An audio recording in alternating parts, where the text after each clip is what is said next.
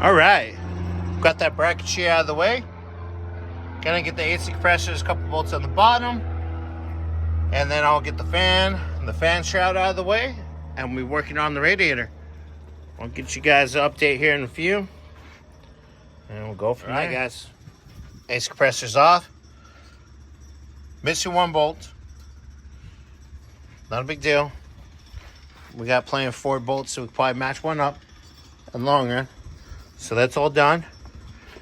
Now we're gonna get clutch fan off, fan shroud off, get the lower radiator hose off, let the radiator drain, and we'll have the radiator out in a bit.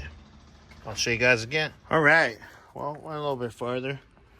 We got fan clutch off, fan shroud off, and so I'll probably break loose the radiator hose, make sure there's no more fluid in there, and I'll have the radiator off in about 10 minutes, something like that. All right, guys. All right, guys. Well, there was a little bit coolant in there left in there. I got one trans line unhooked up. Second one, even though I got 2 wrenches on it, it doesn't twist and break off. It's not what we like, but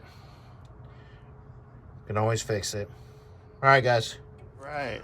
Well, that was interesting, huh? And there's always one. And I forgot to show this. That was rusted out top of the water pump. Yummy. All right. Well, I'm gonna let this sit. I'll be back at this in the morning, and the motor will be pulled. Yay! Because this Cougar was not ready. She wasn't ready.